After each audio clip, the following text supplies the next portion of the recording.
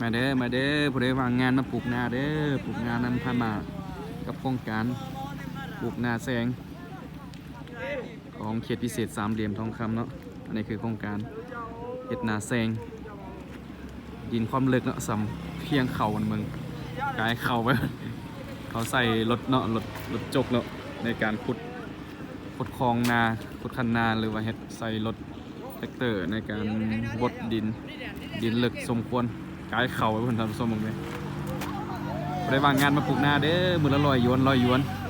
แล้วมาบักอะไรได้ประมาณหมดเนาะสูดจนหอดหน้าด่านเพียงงานเนาะประตูเข้า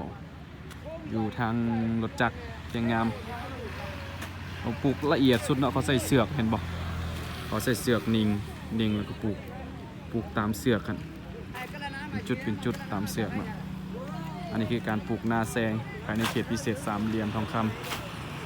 เห็ดนาแซงโอ้เห็ดลายเนาะหลายเฮกตาร์เติบทำมาส้มเบิ่งน้ำกันอันนี้ก็ทางใหญ่เนาะทางใหญ่เลยหน้าทางใหญ่ทางแคมถนนแคมทางของไปทางนั้นก็ดอนซาวเนาะอีกหน่อยนึงอีกประมาณเดือนปลายเนาะเกียมละเทศกาลดอกนิ้วบานสังเกตนั่นประกวดนางงามดอกนิ้วบาน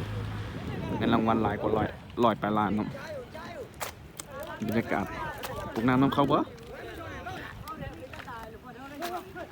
บรรยากาศปลูกน้ำลึกสุดอ๋อขี้ตมมันลึกตายแท้ผู้ชายมันคนกะให้ผู้หญิงเนาะส่วนลายไม่แต่ผู้หญิงนะปลูกนะ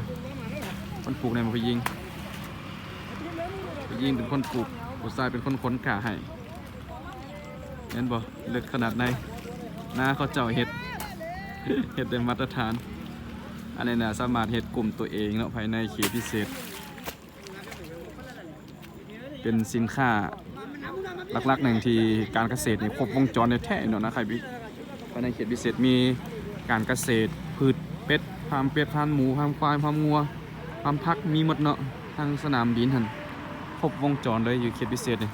ขนาดพื้นที่น้อยๆพอเจาะยังเห็ดนาบนเนาะตอนนั้นเห็ดโซนข้าวโพดนี่เปลี่ยนเห็ดนาเพราะว่าผลผลิตได้ผลดีเนาะพอเห็ดส่งแล้วนี่โครงการศึกษาปลูกข้าวนาแซงนี่ได้ผลดี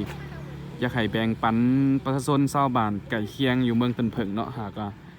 ผลผลิตดีแบ่งปันเทคนิคหรือว่าวิธีการเฮ็ดนาแซงนี่เฮ็ดแล้วได้ผลดีเนาะล่าสุดนี่ทักทายสบายดีเด้อทุกคนทักทายสบายดีผู้ใดเข้ามาเบิ่งฝากกดไลค์กดแชร์กดติดตามปลูกนาแซงนำกันบรรยากาศสดๆวันที่18 ธันวาคมปี 2024 ลุยกันเปิดใส่บริการในตลอดเด้อบริการรถจักรเสาร์ตลอด24 ชั่วโมงภายในเขตวันนี้ก็ลูกค้าเป็นใส่3-4 คันเลยเนาะใจที่ใส่บริการนั้นตลอดก็ลูกค้าประจำขายสบายดีหมดทุกคน